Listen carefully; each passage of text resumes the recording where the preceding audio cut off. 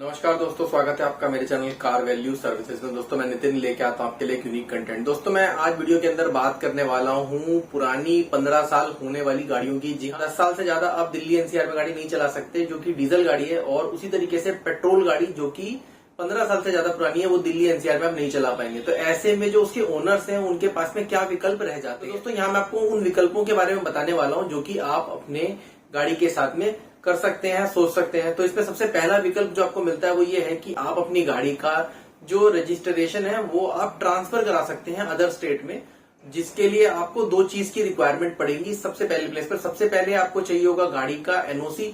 तो एनओसी जो है ये आपको वाहन 4 पोर्टल के अंदर मिल जाएगा। जो भी गाड़ियां दिल्ली एनसीआर के लिए रजिस्टर्ड है उन गाड़ियों में, जो दिल्ली नंबर है स्पेसिफिकली, उन गाड़ियों को आप जब वाहन 4 पोर्टल के अंदर जाएंगे वहां पर आप देखेंगे, वहां पर डायरेक्टली कुछ ऑप्शंस जिसके अंदर की आप गाड़ी का एनओसी ऑनलाइन ही प्राप्त कर सकते हैं। एनओसी पर आपको जाके क्लिक करना है, फॉर्म भरना है, उसके हिसाब से डायरेक्टिव उन्होंने दिया हुआ है। सेकंड चीज जो आपको चाहिए होगी वो आपको उस केस में चाहिए होगी अगर आपकी गाड़ी लोन पर चल रही है। फॉर एग्जाम्पल जो भी आपने नेशनलाइज और नॉन नेशनलाइज बैंक है उनके अंदर जब भी कोई गाड़ी आप लेते हैं तो लोन पर एचपी कटती है, जिसको हाइपोथेटिकेशन कहते हैं। तो ऐसे में आपको उस गाड़ी का एचपी का फॉर्म लेना पड़ेगा। एचपी भी एक एनओसी ही है जो कि बैंक जारी करता है। वो ये प्रूव करता है कि भाई ये गाड़ी का लोन टाइमली दे दिया गया है और हमारे ऊपर इस बैंक के अब कोई भी ड्यूज नहीं है। यानी कि अब आप इस गाड़ी की जो आरसी है कैंसिल करके, आरसी के ऊपर नाम मेंशन होता है उस बैंक का, वो नाम क्लियर करके एक क्लियर आरसी जारी कर देंगे जिसमें फर्स्ट ओनर ही होगा जिसके नाम पे गाड़ी हमने बुक करी थी। तो यहाँ पर ये दोनों सर्टिफिकेट आपके पास होने के बाद में आप इस गाड़ी को किसी अदर स्टेट में रजिस्टर करा सकते हैं। अदर कुछ ऐसे डीलर्स हैं जैसे कि पंजाब के हैं, हरियाणा साइड के हैं, या फिर जो मोस्ट ऑफ दी केसेस है बॉर्डर साइड में, जैसे केरला के पास में मैंने देखा है कुछ डीलर्स हैं वो इस तरीके की गाड़ियां परचेज कर लेते हैं और परचेज करके वो आगे फर्दर सेल आउट करते हैं। तो हो सकता है कि वो क्रॉस बॉर्डर गाड़ी को सेल आउट करते हो। तो ऐसे केस में अब जब आप ये दो डॉक्यूमेंट अपने प्राप्त कर लेते हैं तो आपको यही करना है कि भाई गाड़ी का जो ओनरशिप है वो ट्रांसफर साथ के साथ कीजिए। उसके अंदर ये ढिलाई मत बरतिएगा कि भाई मैं 10 दिन बाद करूंगा, 15 दिन बाद करूंगा। आप गाड़ी हैंडओवर तब कीजिए जब आपकी गाड़ी फर्दर सेकंड पार्टी के नाम ट्रांसफर कर दी जाए या साथ के साथ ट्रांसफर की जाए। तो इसमें आप कोताही ना बरतिएगा, इसमें ये चीज आप साथ के साथ रखिए। मोस्ट ऑफ दी केस में ये थोड़ा सा टेक्निकल ऑप्शन है और इसमें आपको और फर्दर रिसर्च भी करना पड़ेगा। प्लस बिल्कुल श्योर शॉट नहीं है कि भाई इसके अंदर ये केस हो ही जाएगा, बट जिनके पास में 2 साल 3 साल का टाइम पड़ा है वो लोग इसके अंदर कुछ वर्किंग कर सकते हैं और उनको होपफुली अच्छे रिजल्ट मिल भी जाएंगे।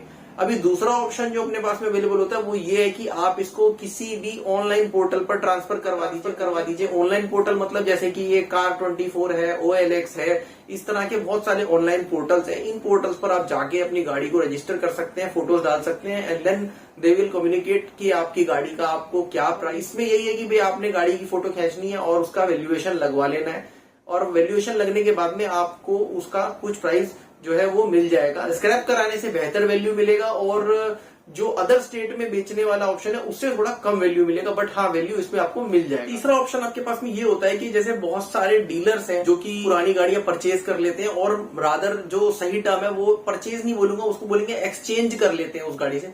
तो वो भी आप कर सकते हैं। यानी जैसे कि आप अगर किसी महिंद्रा के डीलर पे जाते हैं तो वो आपकी पुरानी गाड़ी का वैल्यू आपको दे देते हैं, प्लस आपको न्यू गाड़ी के ऊपर उस गाड़ी की वैल्यू को लेस करके और प्लस उसमें कुछ एक्सचेंज बोनसेस भी होते हैं, वो सब भी आपको डिस्काउंट देकर डील कर लेते हैं। डील करने के बाद में आप साथ के साथ न्यू गाड़ी भी वहां से ले सकते हैं और अपनी ओल्ड गाड़ी को वहां पर एक्सचेंज कर सकते हैं, जो कि एक बहुत ही कन्वीनियंट और मेरे हिसाब से बेहतर ऑप्शन है। इसके अंदर थोड़ा नेगोशिएट अगर करेंगे तो आपको अच्छी वैल्यू भी मिल जाएगी। रादर इसमें यही है कि आपको 2-3 डीलर्स पे ट्राई करना पड़ेगा। मैं आपको एक बात बताता हूँ, बहुत ही पते की बात है ये, कि जैसे फॉर एग्जांपल अगर आपने मान लो एक महिंद्रा के ही डीलर पर अगर आप जाते हो तो महिंद्रा के ही एक डीलर का दूसरे डीलर के साथ में इस चीज का कोई कम्युनिकेशन नहीं होता है। इसमें आप कम्युनिकेशन गैप समझ लीजिए, या फिर ये सोच सकते हैं कि भाई एक डीलर दूसरे डीलर से वो डील को लेने के लिए आपको आपकी गाड़ी की 5-7 हजार 10 हजार ज्यादा भी वैल्यू दे देते हैं। तो ये चीज को अगर आप पॉइंट को रखते हैं तो ऐसे में क्या है कि आप किसी भी डीलर के पास में जाके अपनी पुरानी गाड़ी की वैल्यू लगवाइए, साथ साथ नई गाड़ी भी देखिए। पुरानी गाड़ी उसी दिन हैंडओवर कर दीजिए जिस दिन आप नई गाड़ी वहां से लेने जाएंगे। तो ये सबसे ज्यादा बेहतर और कन्वीनियंट तरीका भी है। तो फोर्थ ऑप्शन आपके पास में यही है कि भाई आपको अपनी गाड़ी स्क्रैप करानी पड़ेगी इन केस अगर आपकी गाड़ी 15 साल से ज्यादा पुरानी हो गई है पेट्रोल और सीएनजी के केस में, और 10 साल से ज्यादा पुरानी हो गई है आपकी डीजल के केस में।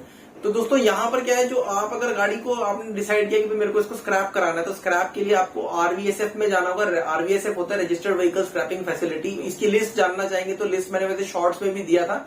बाकी लिस्ट के लिए आप आरवीएसएफ डालेंगे वाहन 4 के अंदर, तो उसकी लिस्ट आपको पॉपुलेट हो जाएगी, जिसके अंदर की केवल operational centres and functional centres है, उनके अंदर आपको जाना है और वहां पर आपको ये गाड़ी का कॉस्ट आपको दे देंगे। उनको आप फोन पे ही संपर्क कीजिएगा, वो आपकी गाड़ी की फोटोज के बेसिस पे आपको गाड़ी का वैल्यूएशन देंगे, प्लस गाड़ी को पिकअप कराएंगे और फिर गाड़ी को डिस्पोज ऑफ करेंगे। डिस्पोज ऑफ के बाद में आपको उन गाड़ियों का एक चेसिस नंबर के प्लेट की कटिंग मिल जाएगी। उस कटिंग को अपने आरटीओ के अंदर सबमिट करना होगा। साथ में जो सीओडी मिलेगा, सर्टिफिकेट ऑफ डिस्ट्रक्शन, इन दोनों चीज को आपको एक साथ में सबमिट करना होगा, जिससे आपकी गाड़ी का जो रजिस्ट्रेशन है, पुराना रजिस्ट्रेशन है, उनको अपने रिकॉर्ड से मिटा दिया जाएगा। तो यानी कि ये जो एक सिंपल प्रोसेस है, पैसा इन चारों ही प्रोसेस में आपको मिलने वाला है, लेकिन डिपेंडिंग ऑन द क्वांटिटी कि आपको कहां पर ज्यादा पैसा मिलता है और वर्किंग भी ज्यादा करनी पड़ रही है, उसी हिसाब से मैंने ये चारों पॉइंट्स आपको डिस्कस करके बता दिए। होप करता हूं ये वीडियो आपके काम आया होगा। अगर आपको कुछ भी नीचे सवाल लगते हो इनसे रिलेटेड, तो आप नीचे मेरे को डिस्क्रिप्शन में लिख सकते हैं, मैं आपके सारे सवालों के जवाब जरूर दूंगा। माफी चाहूंगा, बहुत समय से वीडियो नहीं पोस्ट कर पाता, लेकिन बहुत ही अच्छी खबरों के साथ में मैं बहुत फ्रेश कंटेंट लेके आने वाला हूं। बहुत ही वैल्यूएबल, इंफॉर्मेशनल और ऑटोमोबाइल से रिलेटेड सारा कंटेंट मैं आपको देने वाला हूं। चलिए मिलते हैं आपसे नेक्स्ट वीडियो में, तब तक के लिए बाय बाय, टेक केयर, मिलते रहेंगे।